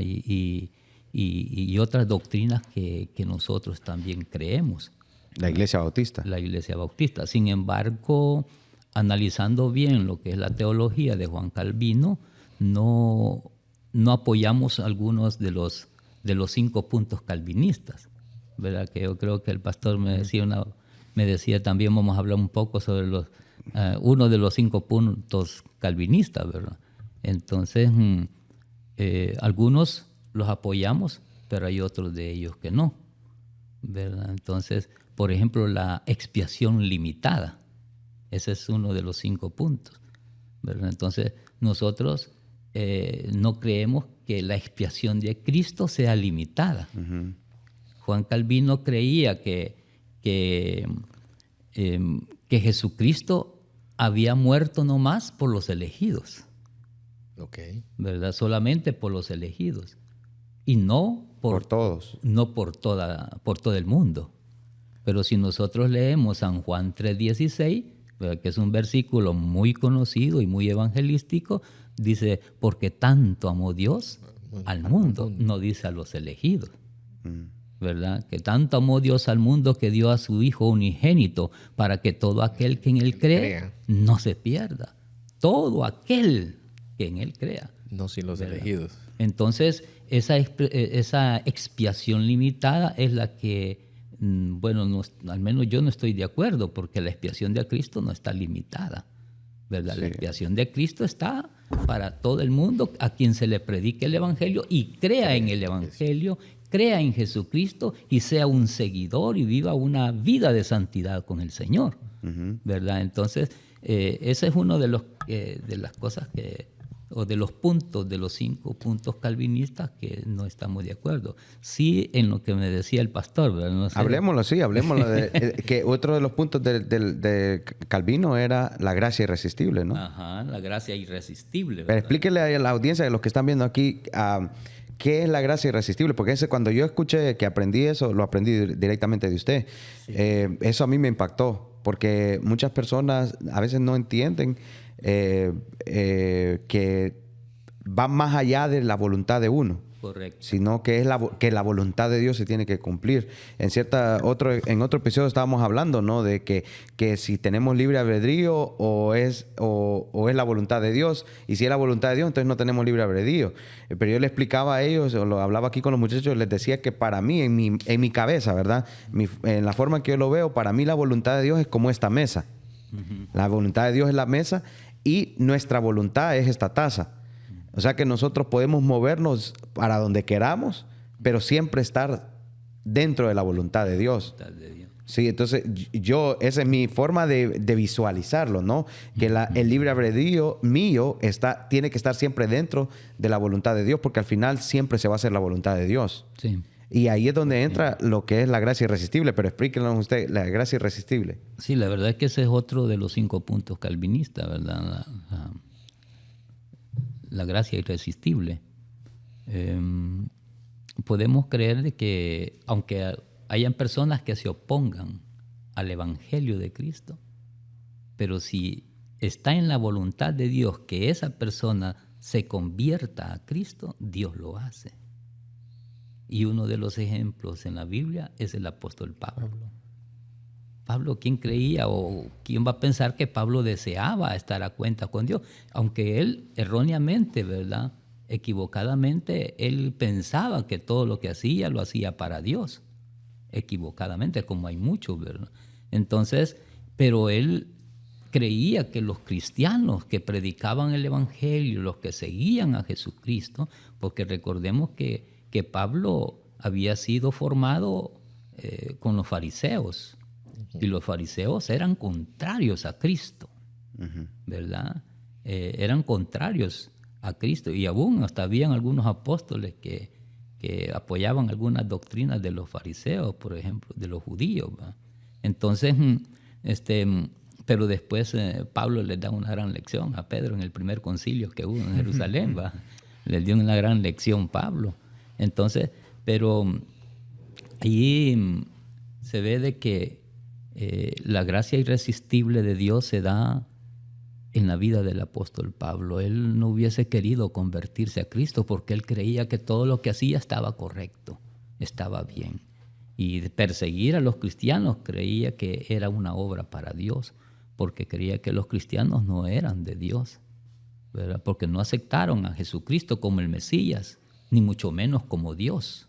No lo aceptaban. Entonces, eso vino él y empezó a perseguir a los cristianos. Se le apareció Jesús en el camino cuando iba a Damasco, ¿verdad? Y le dijo, Saulo, Saulo, ¿por qué me persigues? Señor, le dijo, ¿y quién eres, Señor? Le dijo, yo soy Jesús a quien tú persigues. ¿Verdad? Y él se puso, ¿verdad? Perdió la vista. Sí, perdió la vista allí, ¿verdad? Y ahora, Señor, ¿y entonces qué quieres que haga? Le dice el apóstol Pablo. Anda ahí a Damasco. Ahí hay un discípulo y él te va a decir lo que vas a hacer. Entonces, aunque alguien se oponga y diga que es contrario a la palabra de Dios y que no cree en Dios y que se hace ateo, supuesto ateo, ¿verdad? Siempre, si está en los planes de Dios, Dios lo va a convertir, ¿verdad? Entonces, la gracia llega al hombre aunque el hombre se resista. Y a mí me encanta, ¿verdad? A mí me encanta esa porque porque muchas veces nosotros somos tercos. Sí. Sí, como seres humanos somos tercos y queremos hacer las cosas a nuestra manera y como queremos y como se nos plazca. Pero Dios ya tiene un plan también. Así. Y cuando Dios tiene un plan, bueno, otra persona que diría yo que es producto de que se haga la voluntad de Dios, ¿no? Es Jonás, ¿no? Jonás se estaba rehusando. Jonás también. Sí, Jonás se estaba rehusando porque no quería ir a predicar a sus enemigos. Sí. Y esto le habían hecho mucho daño al pueblo de Israel y él iba del lado opuesto, pero Dios lo hizo que el pez se lo tragara. O sea, Dios va a hacer lo que tenga que hacer para que su voluntad se haga. Así es. Sí, esencialmente esa es la gracia irresistible. O sea, que no puedes resistirte. Por eso se dice resistible, ¿no? Porque no puedes resistirte a la gracia o a la voluntad de Dios. Así es. Especialmente para los que tienen que ser salvos. Por más que se rehúse, por más que sea terco, por más que patalee, por más que haga lo que quiera hacer, si Dios tiene un plan con esa persona, Dios lo va a hacer venir. Sí. Sí, con lazos de amor o con varas, pero los hace venir. O obligado, pero ahí viene. Sí. Viene a los pies de Cristo. ¿Sabes quién, pienso yo, si le aplica la gracia irresistible? Es al rey Nabucodonosor. Cuando él no quiere reconocer, él se engrandece y dice que todo esto él lo ha alcanzado por su propio mérito, porque por su grandeza y esto y lo otro, y Dios lo hace a él caminar como bestia, comer del campo como que fuera bestia, y no es hasta que él reconoce... Por 7 años creo que estuvo así. Ajá. 7 años. Y no es hasta que él reconoce al Dios de Daniel como el único Dios, es que sabemos que Dios le restaura a él sus sentidos. Facultades mentales. Sí. ¿Será que en un caso así es donde... Porque ya la Biblia prácticamente no vuelve a mencionar a Nabucodonosor después de ese instante, hasta donde yo tengo conocimiento. ¿Puede ser? ¿Es posible que se aplicó la gracia irresistible de Dios ahí y pues de ese punto en adelante pues puede ser, pues no sé? Sí, yo quiero pensar que sí. Yo hice un estudio hace 2 o 3 años atrás de Daniel y haciendo ese estudio me di cuenta de ese pasaje, ¿no? Que dice que Nabucodonosor estaba, dice, actuando como bestia hasta que un día alzó los ojos, dice, levantó el rostro y vio como reconoció a Dios. Uh-huh. Y al reconocer a Dios, que el Dios de Daniel era el Dios verdadero, y creo que es el capítulo 4 de Daniel, si no me equivoco, y él empieza a adorar a Dios en ese capítulo. Hasta escribe Sí, escribe como un salmo o algo para adorar a Dios y honrando a Dios. Entonces, yo quiero pensar que Nabucodonosor en ese instante fue salvo. Al menos por lo que escribió. Porque lo que dice Roger, que después de eso ya no se habla más de Nabucodonosor, sino que después ya empiezan a hablar de los descendientes de él, los hijos de él, y cuando se le aparece la mano, pero esos eran los hijos de Nabucodonosor, los descendencia de él. Entonces, ¿sería por gracia irresistible o por misericordia de Dios que él volviera otra vez a...? Pero es que la gracia, el pastor Marcos lo dijo hoy, la gracia es misericordia. Es misericordia. Porque aunque no lo merezca, ¿verdad? Pero Dios lo elige. Algo que también con Calvino no estamos muy de acuerdo, casi en toda su teología estamos de acuerdo, pero algo que aunque muchos le han entendido mal, ¿verdad? La teología de Juan Calvino, y es eso de salvo siempre salvo. No sé si han escuchado esa frase ustedes. La verdad es que para nosotros los bautistas esa frase no existe, salvo siempre salvo. ¿Por qué? Porque eso significa que viva usted como quiera vivir, usted siempre es salvo. Y eso no es cierto. Porque una persona que es salva por la gracia de Cristo Jesús, por medio de la fe, siempre se va a apartar del mundo. Siempre se va a apartar del pecado. Y va a tratar de vivir una vida de santidad con Dios, ¿verdad? Entonces, por eso tampoco creemos también que la salvación se pierde, ¿verdad? Porque el que es salvo por Dios, ese siempre va a permanecer firme en la fe, ¿verdad? Creyendo en nuestro Señor Jesucristo, y no se va a alejar de Cristo, se va a mantener firme, ¿verdad? Entonces, esa es otra cosa que se ha interpretado mal en la teología de Juan Calvino, ¿verdad? Pero ahí nos lleva al debate que hay entre los calvinistas y los arminianos, ¿no? Porque Arminio él sí era promovedor de de la salvación que se podía perder. Que se podía perder. Entonces ahí es otro, ese es otro tema, ¿no? Pero es que él prácticamente tenía todos los puntos opuestos de Calvino. De Calvino, ¿no? Sí, después surge el calvinismo, surgen los 5 puntos, o sea que los 5 puntos, aunque Jacobo Arminio fue como un discípulo de otro discípulo de Juan Calvino. ¿Verdad? O sea, él vino después. Ajá, vino después. Yo veo a Maina que se le cruzaron los cables. ¿Cómo? ¿Todavía estás aquí con nosotros? Pero no sé si la audiencia también está con nosotros, pero es que esto es bastante... Es que es bien interesante todo lo que está... pero es denso, es bastante denso. Sí. Pues, yo me imagino, o sea, si ha estudiado mucho, porque tiene mucho conocimiento el pastor, y retención bárbara. Yo por eso te digo, cada vez que me pongo a hablar con él, yo me quedo... Solo así le hago yo. ¿No? Esa es la gracia de Dios, ¿verdad? Es la gracia de Dios en nosotros, la misericordia de Dios, ¿verdad? Porque, bueno, toda la sabiduría la da Dios a sus hijos, ¿verdad? Y pues eso es bien importante, ¿verdad? Todo lo que hemos hablado hoy sobre lo que es la historia de la iglesia, muy importantísimo. Y a todo esto todavía no han surgido los bautistas. No, ni por cerca. Bueno, surge Jacobo Arminio, y Jacobo Arminio era un seguidor, él era seguidor de la teología de Juan Calvino, ¿verdad? Coincidía con la teología de Juan Calvino, pero después se fue distanciando, ¿verdad? Y comenzó él a sacar sus 5 puntos también arminianos. Sacó sus propios 5 puntos, entonces vinieron los calvinistas. Ellos no tenían los 5 puntos calvinistas y sacaron los 5 puntos calvinistas para contrarrestar a los la teología arminiana. Son las 2 corrientes más grandes que existen a nivel del mundo con respecto al cristianismo. La teología de Juan Calvino y la teología de Jacobo Arminio. Todas las denominaciones que se llaman pentecostales están dentro de la teología de Arminio. Ok, eso es algo nuevo que yo aprendí hoy. Y los bautistas y otros, aunque nosotros como bautistas generales, y que eso ya lo voy a explicar también, quiénes son los bautistas generales y particulares, nos consideramos como iglesia bautistas generales. Tenemos de Juan Calvino algunas enseñanzas de Juan Calvino y otras también de Arminio, ¿verdad? Entonces nosotros como que tenemos una fusión de ambos teólogos, pero hay otros que son netamente de Calvino y otros de Arminio, ¿verdad? Y hay muchas clases de bautistas, pero las 2 más importantes, los bautistas generales y los bautistas particulares, ¿verdad? Eso que ellos vienen saliendo de las ramas de Calvino. De Calvino, sí. Y por ejemplo, los bautistas particulares, ellos creen que solo van a ser salvos los elegidos. Por aquello que la Biblia nos enseña sobre la predestinación, ¿verdad? De la doctrina de la predestinación.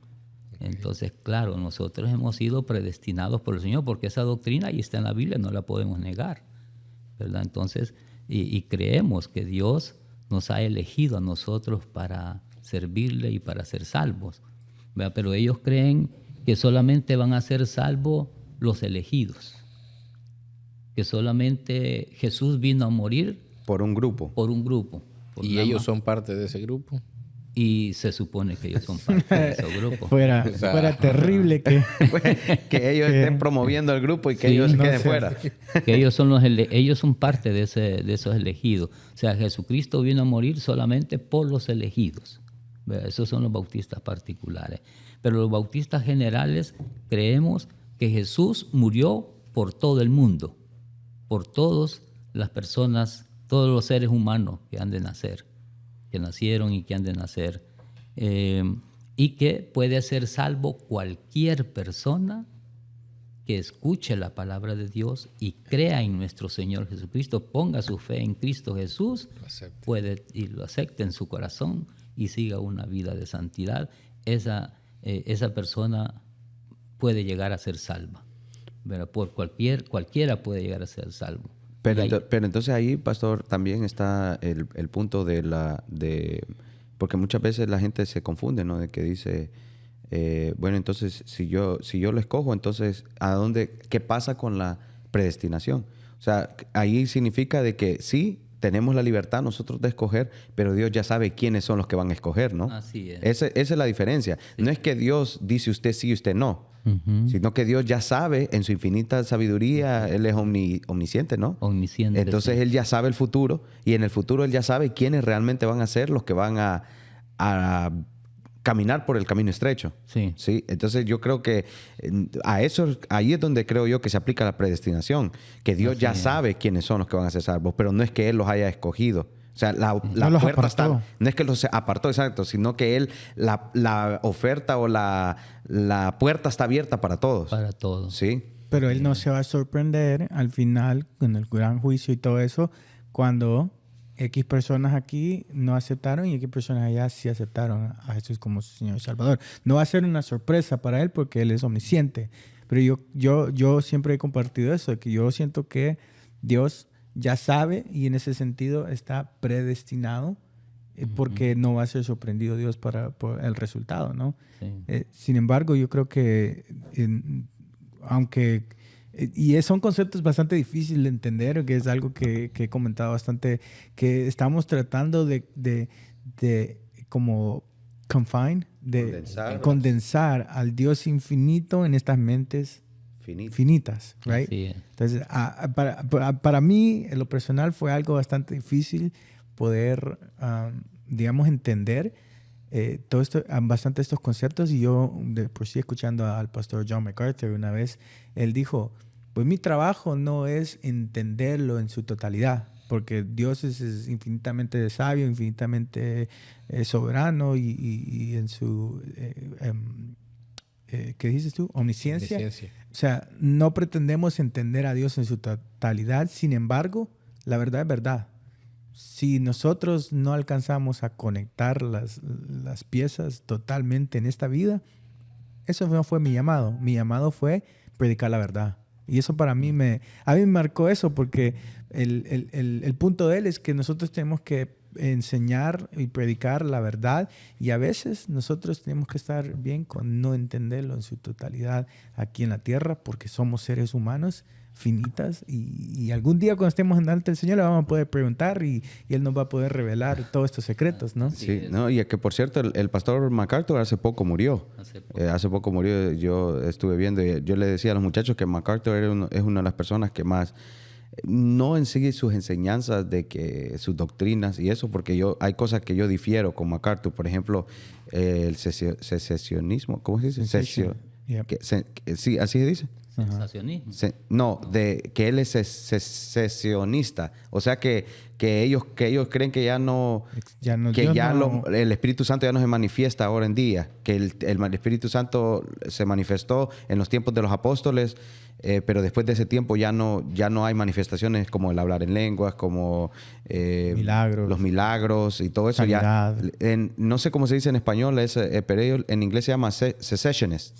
Sí. Que ellos que ya el Espíritu Santo no se mueve de esa forma. Ese término no está en en tu diccionario. Sesionista, Sesionista, sí. Sesionista, sí. Sí. Pero ese es algo que yo difiero, ¿no? Pero aparte de eso, el pastor MacArthur era una persona que a mí me impactó bastante. Sí. Su forma de enseñar. Él era de los que enseñaba de versículo por versículo. Sí. Él fue de los que lo popularizó, ese método de enseñanza. Y también era bautista. Y de esos bautistas de que... De hueso colorado. Estilo Papasanto. Sí. Papasanto, sí. Entonces, pero y por eso es que yo estoy como, a mí me llama mucho la atención las diferentes denominaciones, de dónde viene, por qué es que suceden y lo que sucede, ¿no? Por qué salen de diferentes ramas del cristianismo y todo eso. Pero lo que vemos es de que al final es cuestión de interpretación. Sí.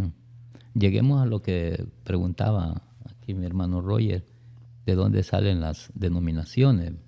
Y después que hemos narrado toda esa situación, en 1609 nacen los bautistas a través de John Smith, como denominación, no como iglesia, porque la iglesia ya nace desde la iglesia primitiva y nacemos nosotros, ¿verdad? Desde la iglesia primitiva, pero como denominación 1609 con John Smith. John Smith se divide desde la iglesia anglicana. De hecho, que es otra denominación. Es otra denominación. Es la Iglesia Nacional de Inglaterra, ¿verdad? Y de ahí salieron varias denominaciones de la anglicana.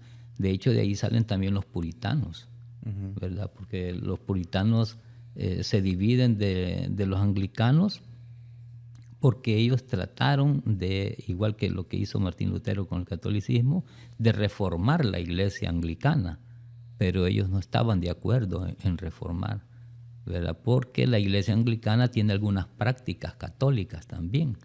Entonces los puritanos no estaban de acuerdo con esas prácticas. Y los presbiterianos es otra rama, ¿no? Es otra. También salió de ahí, de los anglicanos. También. O del catolicismo. Eso se dan después.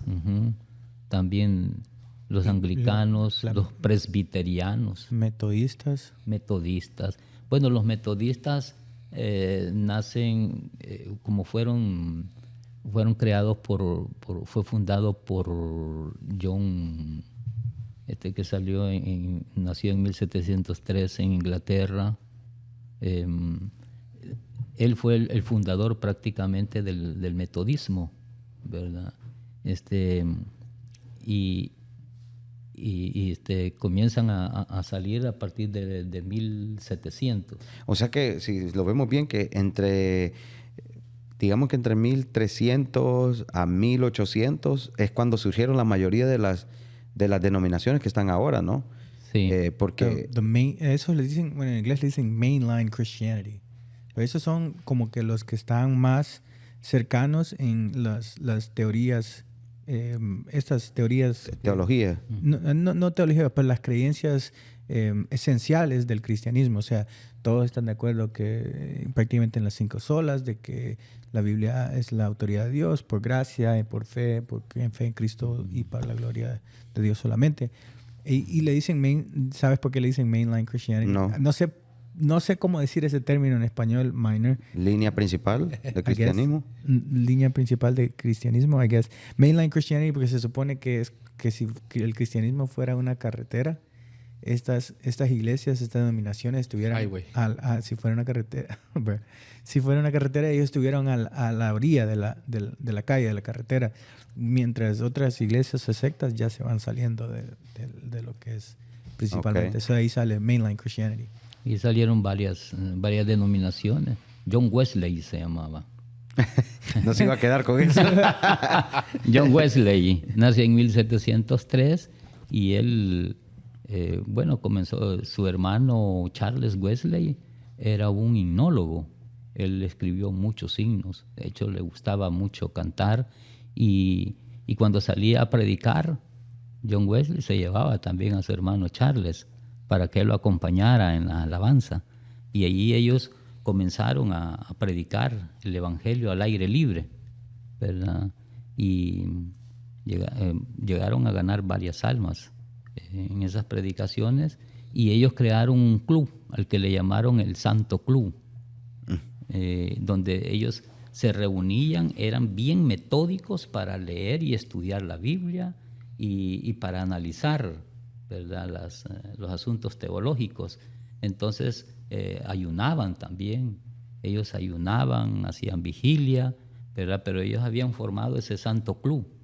Y desde allí, como eran bien metódicos para adorar a Dios, para leer la Biblia, para hacer los estudios bíblicos, desde allí les nace a ellos como un apodo, los metodistas, ¿verdad? Les comenzaron a llamar los metodistas. De hecho, John Wesley nunca le puso a su iglesia metodista.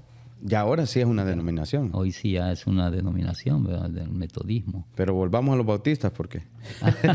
Me quedo con la curiosidad. Sí, en 1609, entonces crea la iglesia bautista John Smith. Pero ¿es la bautista que ahora reconocemos o es otra? O sea, ¿los bautistas que están ahorita se han mantenido en esa misma línea desde que se creó, de John Smith, que creó la Iglesia Bautista? Han surgido otras iglesias sí. bautistas. De hecho, antes de ellos estuvieron también los anabautistas. Anabautistas quiere decir rebautizadores.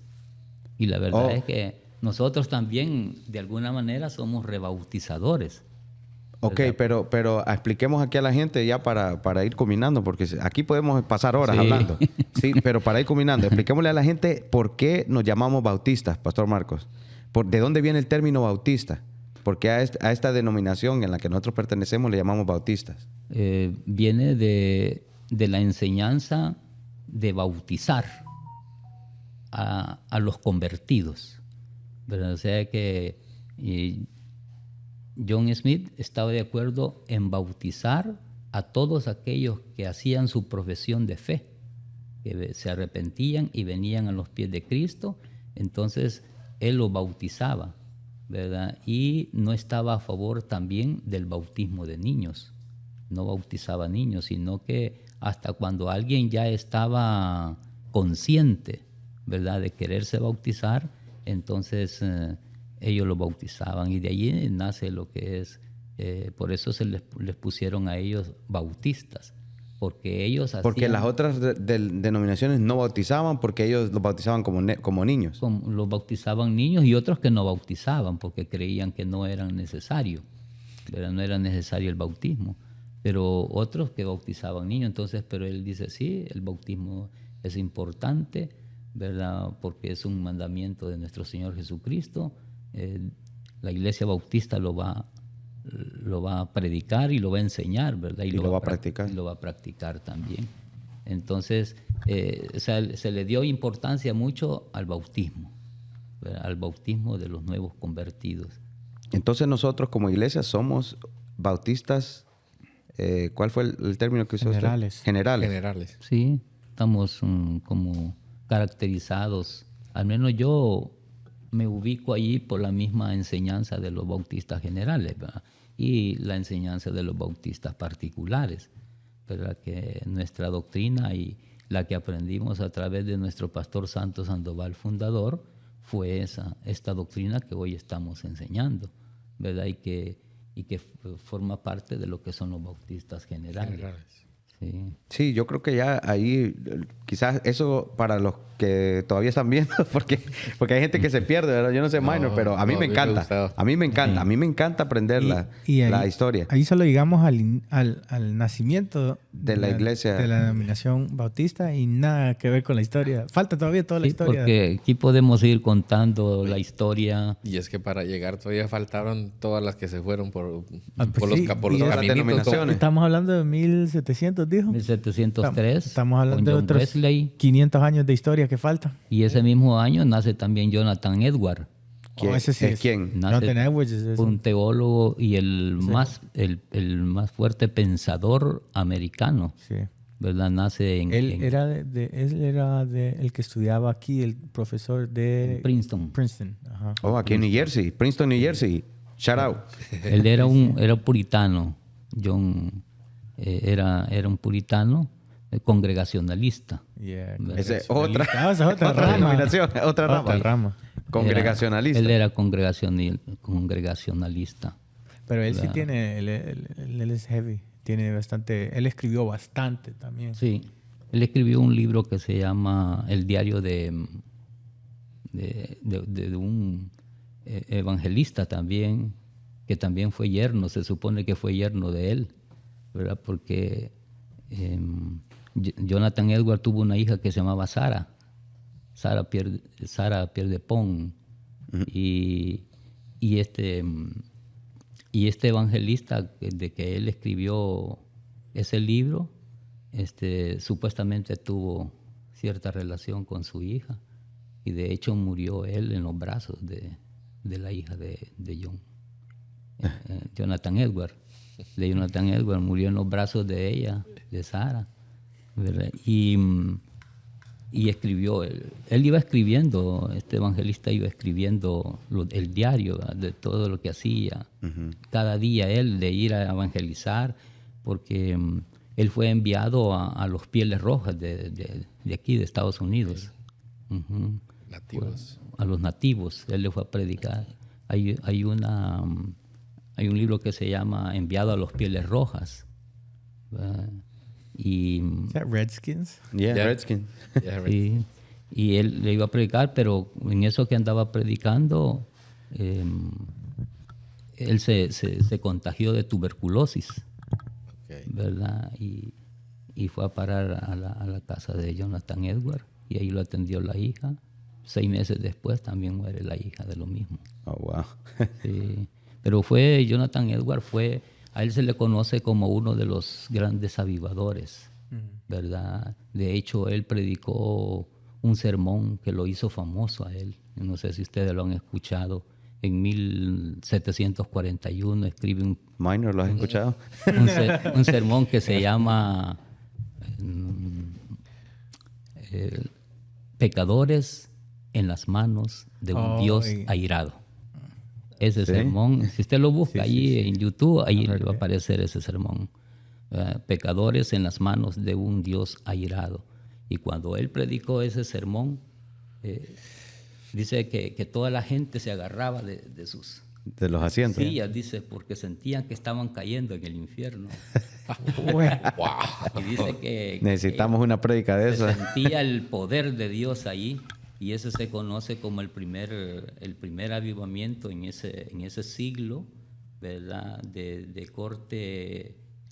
El primer avivamiento en ese siglo fue de corte calvinista, pero de ahí se da otro avivamiento como en el 61, ¿verdad? Donde ya estaba John Wesley y otros, ya es de corte arminiano. Y de allí pues nace otro. Hay un pastor que nace en 1834, Spurgeon, que se llama Spurgeon. Que ese es uno de los más influenciantes. Charles Spurgeon.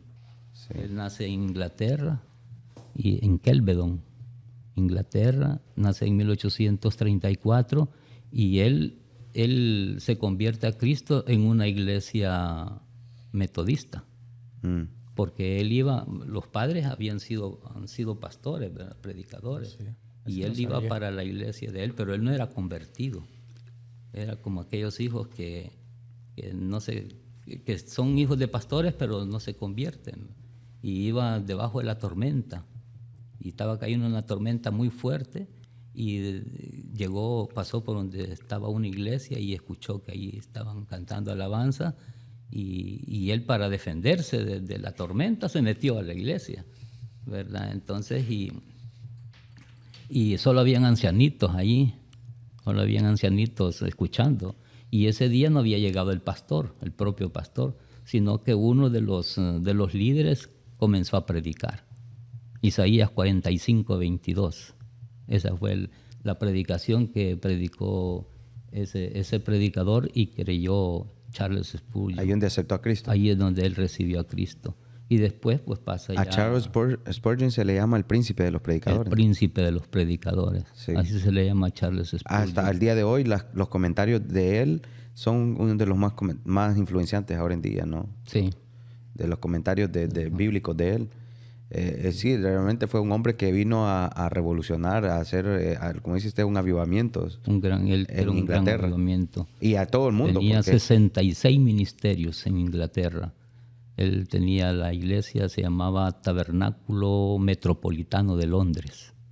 Esa era la iglesia de él. Y todavía está ese dice que ellos publicaban las prédicas de él, ¿no? Las ponían en... o sea, las prédicas escritas de él las distribuían a nivel de todo el mundo. Sí. Entonces él se convirtió en un hombre de mucha influencia hasta el día de hoy. Continúa siendo de mucha influencia. Es uno de los pastores bautistas que han sido muy influenciados o influenciaron mucho, ¿verdad? A los cristianos, a los pastores. Ha sido muy influenciador. Exacto. Era un influencer, minor. Otro influencer. Me lo robó. Bueno, y ahí seguiríamos. Pudiéramos hablar de mucho más. Wow. Ya estamos llegando al siglo XIX. Ya casi llegamos al siglo XIX, cuando llegan los bautistas de El Salvador. En el 19 fue que empezaron a llegar a El Salvador. 1896. Ya casi que entrando al nuevo siglo. Llegan los primeros misioneros bautistas aquí a San Salvador. Pero fundan la primera iglesia bautista en Santa Ana en 1909. Santa Ana está cerca de Chalate. Sí, es un departamento a la par de Chalate. Sí, en Santa Ana en 1909 fundan la primera iglesia bautista. Y en 1911 la fundan en San Salvador. Y luego comienzan a distribuirse a los diferentes departamentos hasta que llegaron a Chalatenango, y con eso vamos a finalizar. ¿Y el Pastor Santos llegó a San Salvador en qué año? Llegó a San Salvador como el año 1970, 71, por así. El pastor fundador de la Misión Bautista. Sí. Y así... el Pastor Santos tuvo al Pastor Santos Jr. Sí. Y el Pastor Santos Jr. vino a México y eso lo vamos a contar a El Salvador y es una gran historia ahí todavía, quizá otras 3 horas más de historia. Que por cierto, el Pastor Santos, ustedes crecieron juntos prácticamente, ¿no? Sí, crecimos juntos. Desde que cuando usted tenía 11 años, él tenía como unos 5, ¿no? Como 5 años. Sí, entonces prácticamente era parte de la casa. Yo vivía ¿verdad? en la casa de ellos. ¿Sí? Sí. Sí. Desde pequeño ahí vivía, ahí me daba comida, hermana Mari. A mí me gustaba pasar ahí, me gustaba mucho, aprendía mucho del Pastor Santos. Y se nota, ¿verdad? Que sí. Y allí jugábamos con el Pastor Santos, con David, ¿verdad? Y nos enojábamos, nos peleábamos. Normal. Normal como hermanos, ¿verdad? Como hermanos, sí. Y aprendimos mucho y gracias a Dios, ¿verdad? Porque Dios nos dio un gran maestro que fue el Pastor Santos. Yo lo admiro mucho a él porque, aunque él no tenía un título, ¿verdad?, universitario, pero era un hombre inteligente en la Biblia, estudioso. Cualquier pregunta que usted le hiciera, él se la respondía bíblicamente. O sea, que él era muy estudioso, ¿verdad? Muy dedicado a la palabra de Dios, a estudiar y a predicar también. Y aparte de eso, predicar con el ejemplo, porque él nos dio un gran ejemplo. Un hombre de sacrificio. Sí, un gran de sacrificio. Para los hermanos, ¿verdad? Del Arroyo, para llegar hasta el Arroyo, el Pastor Santos, mi papá, emigra para acá, para Estados Unidos, y nosotros tuvimos casi 25 años en otro ministerio. Sirviendo al Señor siempre, pero en otro ministerio que no era bautista, sí. Hasta que pues mi abuelo fallece y entonces nos volvemos a reconectar. Quedamos pendientes con seguir siempre con la teología sistemática. No tocamos nada. No tocamos nada de la teología sistemática. No tocamos nada de los 10. De los 10 de esos estudios. Tal vez en un próximo episodio, porque si usted viene otra vez, podemos hablar de la teología sistemática. Y hay mucho más que contar, hermano. Yo quisiera... De eso es lo que yo le tenía preguntas. Minor había hecho su tarea de hacer preguntas de la teología. Sí, de eso venía yo a preparar.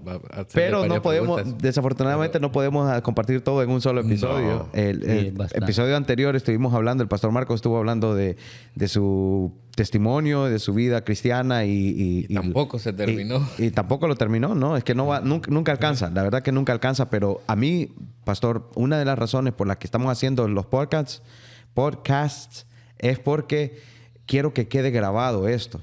Sí, porque ahorita vamos a anunciar también eso. Ahora, de cierta forma, si no lo hacemos, se va a perder. La historia se pierde, ¿no? Y el Pastor Marcos es uno de los proyectos que el Pastor Marcos está preparando ahorita, ¿no? Y ha estado trabajando ya por algunos años. El Pastor Marcos tiene planes de crear un tipo crónicas, ¿no? De la misión. Y bueno, háblenos usted un poquito más de eso para terminar. Sí, la verdad que Dios ha puesto en mi corazón escribir algo sobre la historia de la misión bautista El Salvador, ¿verdad? Y claro, siempre hablando de los antecedentes, desde cuando llegaron los misioneros estadounidenses, llegaron a El Salvador, ¿verdad? Arrancando desde allí hasta desde cuando el Pastor Santos, fundador, se comenzó a congregar allá en Honduras, en Pinalejo, ¿verdad? Y recibió a Cristo allí, comenzó a servir, se casó con su esposa, se vinieron para El Salvador, todo eso, ¿verdad? Como que narrarlo allí y incluir toda la vivencia que ha tenido lo que es la misión bautista, el crecimiento que ha habido de todas las iglesias que se han formado, Tenemos 10 iglesias en El Salvador. Saludo a todas las iglesias en El Salvador. Tenemos la iglesia en Ohio también, que también ellos están perseverando, se están esforzando por allá. Y tenemos la iglesia aquí en El Arroyo y tenemos la iglesia en Panamá, que son iglesias activas. Estamos proyectándonos para Costa Rica. Entonces, de todo, el Señor nos está llevando, ¿verdad? Poco a poco, de una forma orgánica, diría yo, nos está llevando a diferentes partes a cumplir con el propósito de Dios. De eso se trata, iglesia, y a todos los que nos están viendo, a los que están en esta programación. En esta clase de historia. Sí, esta clase de historia que tuvimos hoy. Historia general, digámosle, porque no hizo muchos detalles. Pero sí, mucha información. Pero bastante información. A mí me gustaría, dentro de ese estudio que se haga, dentro de ese libro que se escriba... Es como una biografía, ¿no? Escribir una biografía de todos los pastores bautistas, ¿verdad? De la misión. De la misión, sí. De todos los pastores bautistas de la misión, ¿verdad? Porque pues, si eso no se escribe, eso se pierde. Esa historia se pierde. Va a llegar tiempo y los próximos que vengan, los jóvenes, los próximos pastores, van a desconocer quiénes fueron los orígenes, quiénes fueron los que fundamentaron. Sí, a nosotros no nos van a conocer. ayer le dije a Tito que no sabes, de aquí a 10, 15 años, de repente Tito va a ser pastor, usted es un pastor. O sea, Tito, no sabemos, ¿verdad, Marco? Dios no es imposible. ¿Cuántos años esperó usted después de ser cristiano para que fuera ordenado pastor? Esperé 42 años. Vaya, Mindor. Pero él empezó luego. Sí. Sí, yo no.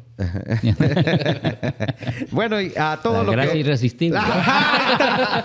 Ok, bueno, a todo lo que nos han estado viendo. Yo les puedo recomendar antes de que nos vayamos, ¿no? Vayan, traigan su cuadernito. Yo sé que esto está al final y repitan el video para que tomen nota esta vez, sí, porque... Ajá. Y denle like, ¿ok? Denle like a este video, ¿ok? Sí. El pastor Marco tiene que compartirlo. Sí. Tiene que compartirlo con su compañero en el trabajo. Tenemos aquí estas tazas que nos enviaron, ¿cómo se llama? Tecnopro, ¿ok? Gracias a Elías y a Evelyn que nos hicieron estas tacitas de Stream Podcast. Aquí está. La próxima vez que vayamos a El Salvador, vamos a estar regalando estas tazas también. Quien sea que haya hecho esta tacita, le pueden decir a ellos que yo estoy de lo más contento porque también bonita. Latinaron. Es que aquí dice Mindor, no dice... Bueno, entonces ahí esas tacitas, de repente algún día vamos a tener más tazas y vamos a regalar o vamos a ver qué hacemos con ellos. Pero bueno, quiero agradecerles a todos. Que le regalen a los que vienen aquí.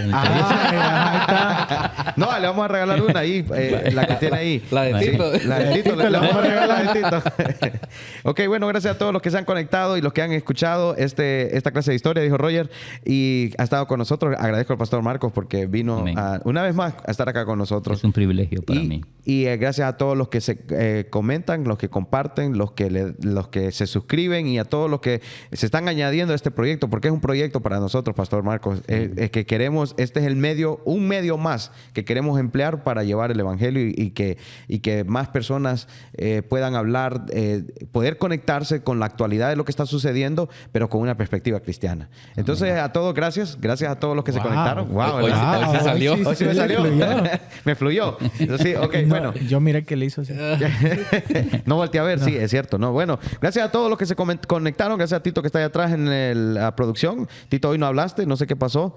Pero estaba poniendo atención a la clase. Se llevó una regañada ayer. Ayer lo regañaron. Sí, si vieron el podcast anterior, Tito estuvo en ese podcast. Vayan a verlo, dijo Minor. Vayan a verlo otra vez, tomen nota. Estuvo muy bueno. El pastor Marcos habló bastante de su experiencia personal. Tito estuvo con nosotros y creo que... Y lleven tissues para ese otro episodio. Aquí traigan notas y allá... Lleven servilletas. Sí. Kleenex. Bueno, para los que no saben, el pastor Marcos también es un autor, poeta, ¿no? También es un poeta y por eso también Dios le ha puesto en su corazón hacer las crónicas de la Misión Bautista. No sé cómo le va a poner, pero digamos, ¿no? Una crónica de la Misión Bautista. Entonces yo estoy esperando eso, pastor. Okay. Estoy esperando para que salga eso y... No es presión, pero... Sí. Pero lo estoy esperando. Pero estamos esperando, sí. Bueno, gracias a todos por conectarse. Gracias a Roger, gracias a Minor, gracias a todos. todos ustedes que están ahí con nosotros.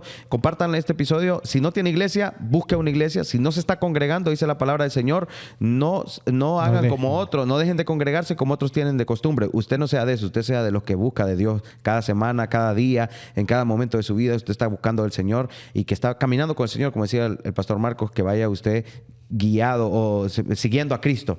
Así que busque iglesia, conéctese, y si no tiene iglesia, pues aquí estamos nosotros, aquí está la Misión Bautista, y aquí estamos todos para servirles y para guiarlos también y para predicar la palabra, que eso es lo más importante. Amén. Aquí estamos todos y nos vamos a despedir. Quiero aquí. No sé si va a ser otra despedida, y si no, que nos despidamos con la frase Soli Deo Gloria. Oh, eso está bueno. Eso me gustó. ¿Cómo es? Practicámoslo. ¿Cómo es? Soli Deo Gloria. Soli Deo Gloria. Solo a Dios la gloria. Hey, ese me gusta. No, Soli. Soli Deo Gloria. Seo Deo Gloria. Este Deo podcast Dei es Gloria. Soli Deo Gloria. Solo para Dios la gloria. Soli Deo Gloria.